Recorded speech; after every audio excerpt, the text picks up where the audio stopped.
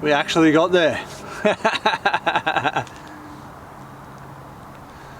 I know if you follow me on Instagram, you've seen over the last, say, what has it been, 6 or 7 weeks since I installed the kit, how many different sets of coils I actually went through to get it to work without airbags, and I'm pretty bloody stoked. Let's go have a look at it. Problems I solve them. I run through the money, the pressure be calling. Left on my blessings, I feel like I'm falling. The birdie is back, tell me I'm garbage. I'm going through something, that's why I ain't calling. Phone and progression, it's all that I wanted. The phone and affection, I summon and dub it. Cause bitch, I got problems on problems on problems on problems on problems on problems I solve them. I run through the money.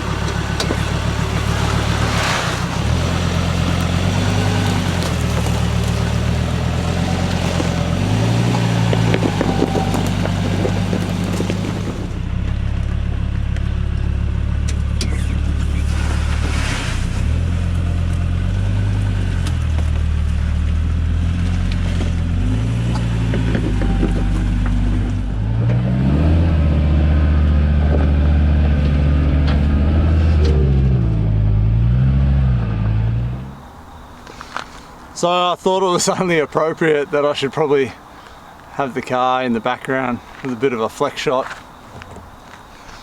But it looks pretty sick, eh? So I'm out here at the famous Coiled Loop in Newcastle. Absolutely muddy, and I tried to find some sections that I know that have some pretty good articulation, wombat hole sort of areas, but I tried a couple of ways to get in, and it's so muddy from the recent rains, you know. So sorry about the lack of flexi boy shots and footage that everyone is probably hoping for, but this is the last episode for the build series on the coil conversion, but of course I'll do some more stuff over time. I've got it to where I want it, so I'm kind of finishing just the build itself in this video. And what I did is I put a call out on Instagram doing a question thing to see what people wanted to know about the coil conversion, which I'll go through a little bit later, but for now I'll tell you what I've done. You know, run through a few things for anyone, because I know there's a lot of people. I've been getting a lot of people asking, is it worth it? You know, they're thinking about doing it to their BT50 or Ranger, and they yeah, I guess they're waiting on this video and more videos to come, but more so, you know, this video I reckon. But we'll go through it. So firstly, I want to start off by saying briefly that this particular coil conversion wasn't really made for a train canopy setup like mine. I know a few blokes have done it, but I've talked to the superior engineer who actually designed the kit, and he explained to me that yeah, they didn't design it for this sort of setup.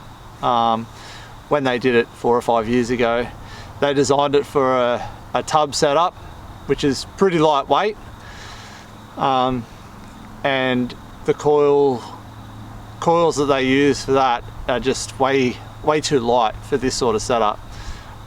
There's a few 100 kilos difference for those coils that they use, but which I think I've got to a pretty good point now with my setup, although it's taken me 6, maybe 7 different sets of coils to get it right, and talking to a lot of blokes about how I need to get to where I want it without putting airbags in it. This was my biggest thing. I didn't want to do it with airbags at all. That was my number one thing, because I know, oh man, sorry if it gets real bright, but I might put my sunglasses back on. Yeah, I had a lot of people and a lot of messages saying, why don't you just put bags in it? Why don't you just put bags in it? How come you haven't put bags in it yet? I know with talking to the right people about coils and doing it like this, I knew that it could be done without putting airbags in it.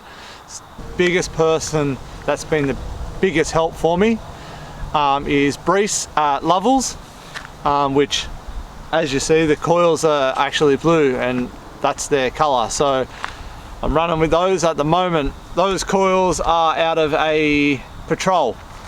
So what I was trying to attempt with this whole thing, without going the bag route, is I had to get the right open and closed length shock, which I got, which is for GMC, I'm pretty sure, from the States, which I got open lengths from some of the boys with their different setups.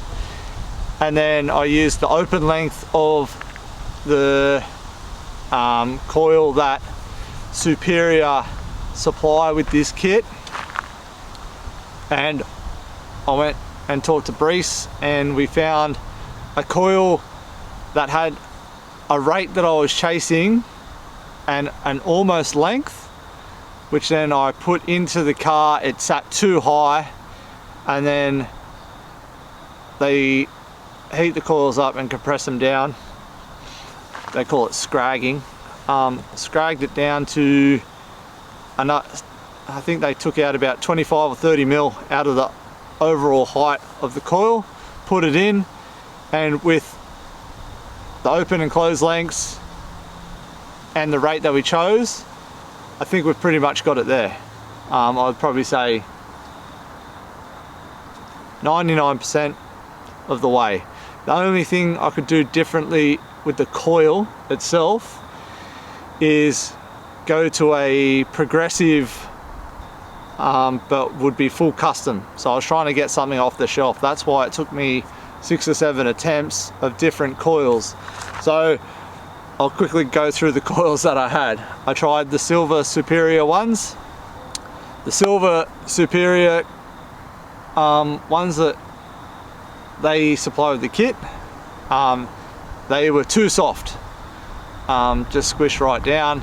Then I got a Prado 150 coil, which was a 3-inch coil rated to 500 kilos, which actually held the weight really nicely and rode really nicely, but sat too low for what I was chasing. I needed another inch, but with that coil, the overall length, like the open length of the coil, wasn't big enough anyway. So meaning if at full articulation, full droop, the coil would just flop out and fall out, which is not what you want. Then I went down to Nick at Solve Offroad in Glendenning and picked up the Fox 2.0 shocks in there. He's valved them, did a custom tune on the valving, which I'll probably still change around a little bit. I'm thinking a little bit of a bit more high-speed compression put into it, but I'll talk to him about that, and I can do another video about that later. So I went and picked up the 2.0s, and he gave me a set of 105 series 4-inch coils that he thought might work. So I put those in, and it just sat way too high. It was a good open length, but they were way too heavy for my setup, whereas, you know, 100 series or 105 series would probably work really well, but not for my setup. And it was a 4-inch coil, so it was bloody huge. Then from that coil, I talked to a few other blokes that have different coils and tried different coils. One of the blokes, Bo, I talked to him. He had a King coil that he was going to post up to me so I could try, but I found one online through King themselves, then went down to Bowers, and Bowers, Craig at Bowers, he tried to sort me out a coil, but it didn't work out. And then he gave me an 80 series coil, which was still too soft, but a good open length, but it just didn't work. So I tried was that 5 different sets of coils, then went to Breece and we got this blue coil, because in their database they have thousands and thousands of different sets of coils. So we went through the database, did a lot of measurements on coils I thought might work, different thicknesses, linear, progressive, tapered, all the different types of coils he could think of, punched it into his computer, and it spat out a coil that's in here now, which is a patrol coil. I can't exactly remember the rate.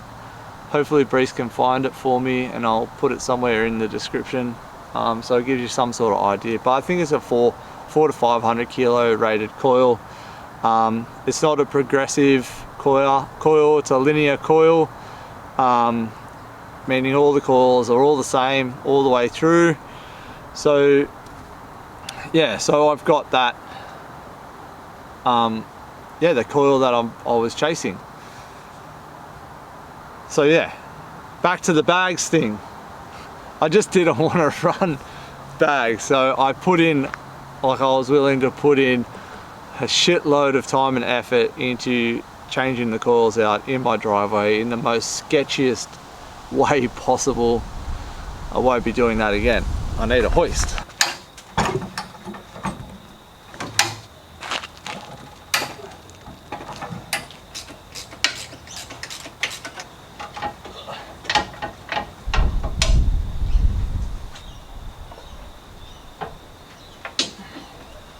So yeah, that's been the coil saga with this, but I'm happy I went through it. I did learn a lot about coils, and I did learn that a lot of people don't understand a lot about coils, how they're made. You know, I did learn a lot that I didn't know about coils. They can carry the load. A lot of people just think that bags is just the easiest. Well, for a lot of people, just putting helper bags in there is just the easiest option, and it's relatively cheap to get that quick fix, but I just didn't want to do that. That being said, now that I've got it to this point, that works beautifully. The only other option that I will try is a helper bag. Meaning I'll have to take out the top coil retaining cone, put another billet piece that Superior Engineering supply with the kit that helps you to run a bag. The only reason that I'll test it out and try it is that when it's fully loaded, it does drop about 1 inch and a bit, and it sits a bit bum low, which I like it to sit a little bit higher. That's the only reason. And when I'm carrying, towing my trailer for work, because it's got a little bit more ball weight than I anticipated, and being a little bit softer in the rear, you really do notice it sit down. So yeah, that's the only reason I'm going to test out a bag eventually. I'm just going to run it like this for the time being and see, you know, how it feels. How good does that look? It actually, yeah, on this side, as you can see, it does just scrape the inside of the mud guard. That's just because of the design. It kind of really squares up on a bit of an angle, because of how the panhard works now. Instead of your wheels just going up and down in a leaf setup, they pretty much articulate in the one spot. With the panhard in the rear, they kind of swing up like this. So the wheel alignment in the rear is a very difficult one to get right, because the more weight you put on it, the wheels shift over to the passenger side as it squats. So yeah, it's about one of those things where I'm going to have to find a happy medium so I can get yeah, the least amount of scrub. But as I can find now, the only place that it does scrub is on the outside. Yeah. So a few things that I've changed over the last week in regards to the kit is, after speaking to a few boys, Sean, Lau, just a couple of other blokes that all have kits. There's kind of a little Facebook group, and you know, through social media I've been able to get a bit of advice on things with this. But a few of the boys all swapped out the bump stops that they give you in the kit to 80 series progressive bump stops, which are heaps bigger.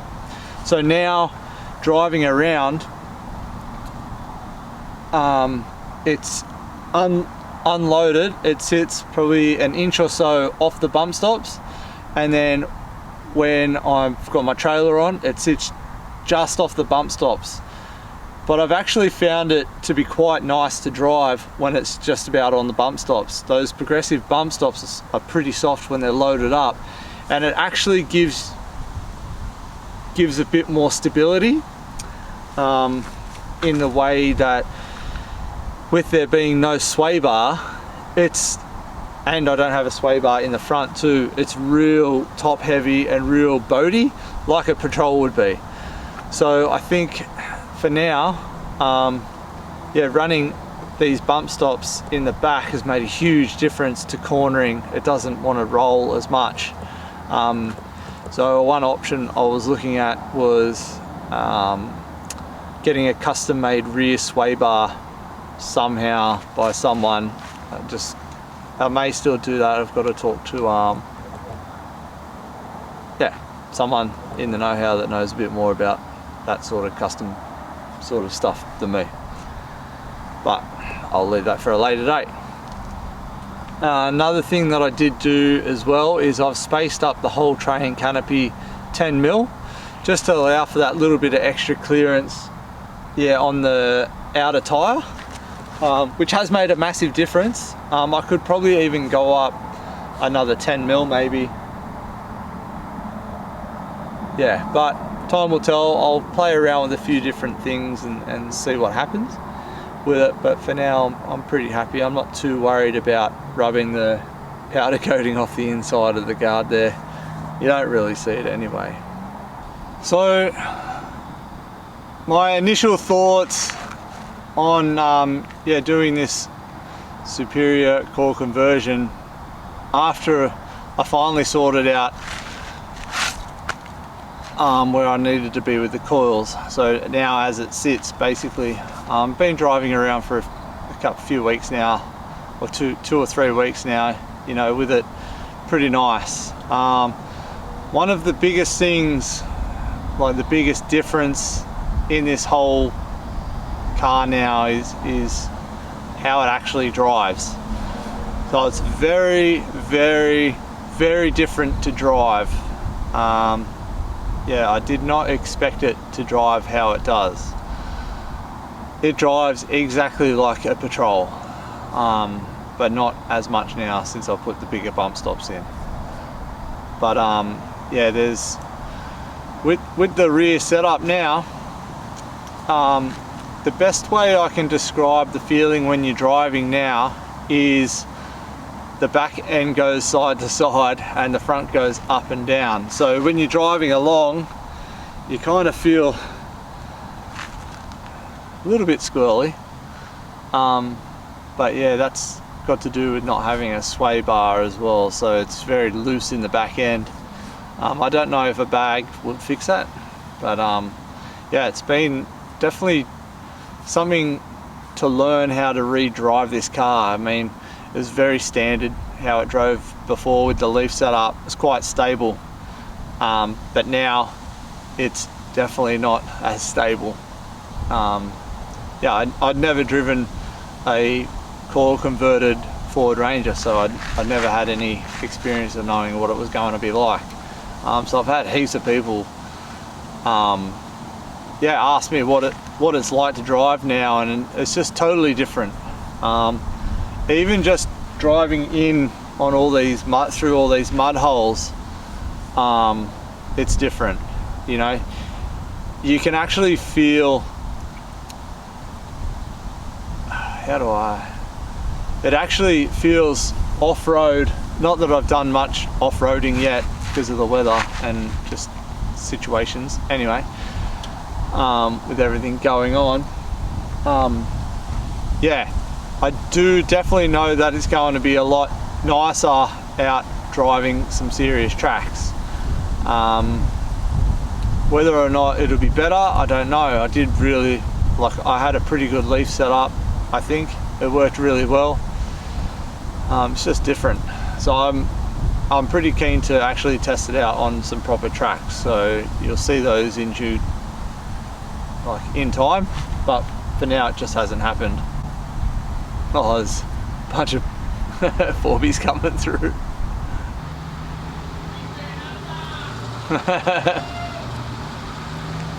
Tapping them.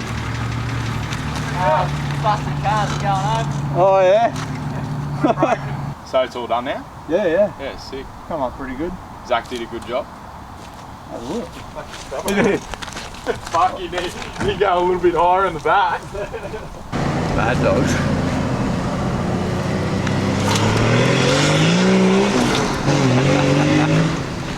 Oh, I don't know what I was talking about.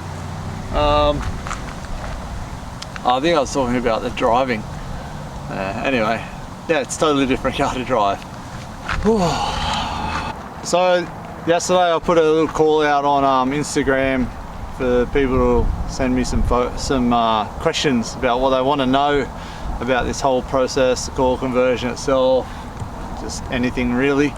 So we'll go through a few of them and see if I can answer some questions for you. I know a lot of people have wanted to know more about it. Here we go. A lot of people ask me how much. So how much did it end up costing you? I've got this fair few times. Cost me $1,000 in the shocks. Yeah, $1,000 in the shocks. And I think I paid $3.5 grand for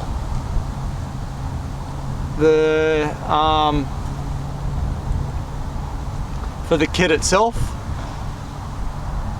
and I paid Zach to weld it in for me. So I think it's about $5.5 grand, something like that. I haven't really paid much attention to the cost of it really, but then there's a few other things as well to get it to where it is. Bump stops for 75 or 80 bucks and bits and pieces. But with what I've actually done with it, filming it for YouTube and whatever, I did get a pretty good discount off a lot of things, fortunately for myself. So the cost that I've paid and what anyone else will pay is going to be different. So I'll leave a link in the description below for the kit that I got and how much it is retail, so they'll give you a better guide of how much it's going to cost you. But I have seen blokes that have paid up to 10 grand, maybe a little bit more, with engineering and installation. I did get a price off Blue Flame Automotive down in Sydney. They do the kit installed for $1,800 to weld it in, and anywhere from $700 to $1,000 for engineering. Dave told me. Dave? Yeah, Dave. So that's what they're charging. I don't know anyone else that's installing them apart from Superior Engineering, and I don't know how much they charge either. So that's that one. So yeah, go check it out online for actual retail prices. Do you think it'll work as well as a Navara? I don't know. I've only been full driving with a couple of Navaras, and they're only like 2-inch lifted Navaras. I would say currently at the moment, this rear end probably works better. The Navara has a sway bar, mine doesn't. It's a bigger lift, a few different things. I've probably got a little bit more droop. So in those aspects, I think off-road my rear end would work better.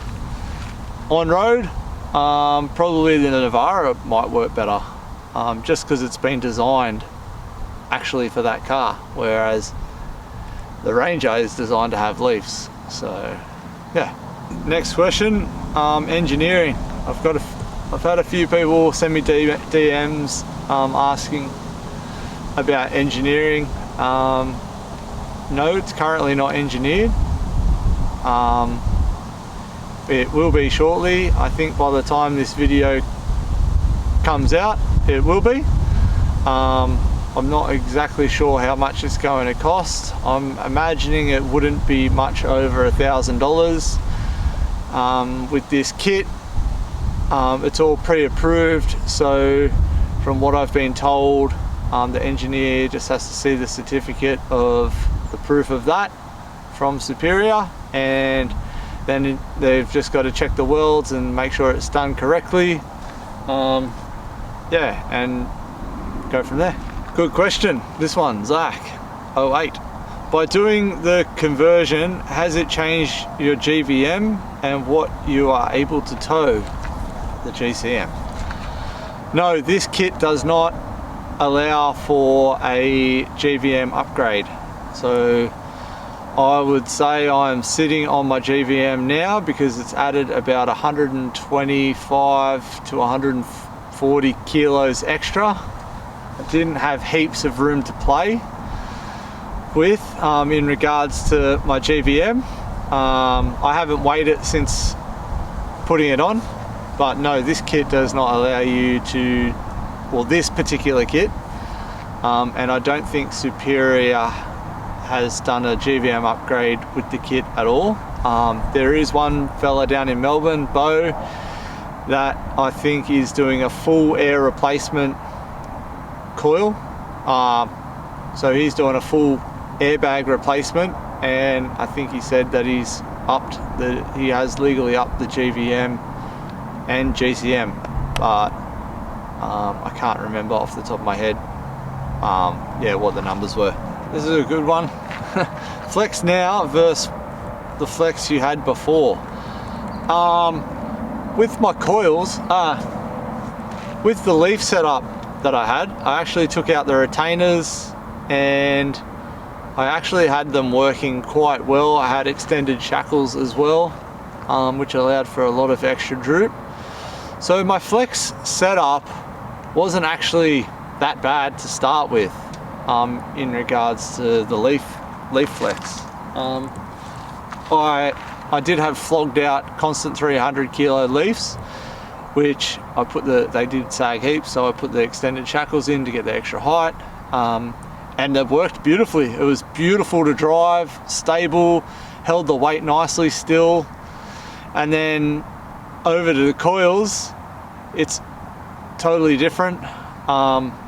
It's, for me personally, it doesn't feel as stable as the leaves, but the flex, in my car, the flex is a lot better. I do have a mate, Steve. He actually got leaves working absolutely unbelievably, so much so that I don't know, it's probably more flex than this. I did see it in action. I don't know if I've got any footage of Steve flexing, but if I can find some, I will. I'll ask Steve.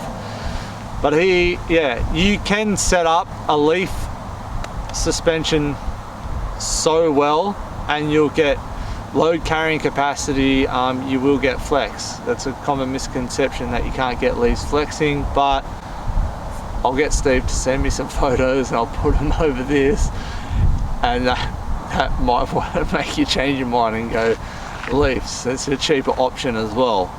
That's something to think about. Yeah, but for my setup in this situation, yes, the coils do flex a lot more than the leaf setup that I was running. What spring rate did you settle for? I can't remember exactly, but it's somewhere around the 400 to 500 kilo mark, and it's a linear coil. Yeah, from Lovells, Breece, shout out. absolute legend, absolutely helped me out trying to find the right coil. What work do you have to do before install, and is it worth it? There isn't actually that much work that you need to do before installing it. I was a bit stressed when I got an email with the instructions and tried to read through it. It's very confusing for myself. But then after talking to Dave at Blue Flame, he also said, yeah, the instructions are quite difficult to read and interpret. All you basically have to do is cut everything off and start again, which made sense after I started to look at the instructions a bit differently. I think that's probably one of the biggest things I think Superior could do is just update their instructions, just to make it a production kit that the instructions are based off. That's all. So many questions. Airbags. Why didn't you just get airbags? How come you didn't put airbags in it? Just put airbags in it, that'll fix your problem. I just did not want to put airbags in there because I thought that I'd be able to do this setup without the airbags, and I have. So I'm very glad that I went through the process, did learn a lot. It was a pain in the ass changing out every set of coils so many different times, but we got there in the long run. And the only thing that I may think about, just dropped my SD card, I've just found it. Yeah, the only thing that I'll think about doing is putting a helper bag in there, purely only to get the extra height when it's fully loaded up and when I'm carrying the trailer. And I doubt that it would be much air that I would have to put in just to keep it sitting where I want it nicely. And another thought that I had with airbags, this is another big thing for me, doing airbag replacements and all that sort of stuff. For me personally, I just saw it as another thing that could potentially go wrong. You drop a bag, you drop a line, you puncture a bag out in the desert or in the bush, in the Kimberleys, in the remote areas, you know. I just thought I didn't want to have that problem, worrying about, is the bag ever going to pop? So that's another big thing that I was thinking about when I didn't want to go bags and wanted to get the coils to work. So I guess that'll do for this video. I think it's a bit too early days at the moment to tell you exactly how I really feel about it, as I'm still trying to learn how it drives, and because it is so differently, and I haven't actually taken it full off-road yet, but you will see that as soon as I've got some time to go to a track with some boys. I am just out here on my own today, so I didn't really feel like winching myself through mud holes or whatever's out here. But I'm pretty stoked that I was able to do this and get it done in the 3 days that I wanted to get it done in, which you saw in the last few episodes. But yeah, pretty bloody stoked about that. It was a big achievement, big undertaking, and I need to thank Zach most of all for helping, for doing all the hard work and welding it in for me. So I'll leave a link to all Zach's details down below. So if you're around Newcastle area and you need some fabricating of some sort done up, some welding, you can hit him up. Breece at Lovells for getting the coils to where they needed to be. Nick at Solve as well for sorting me out some the right shocks that I was chasing.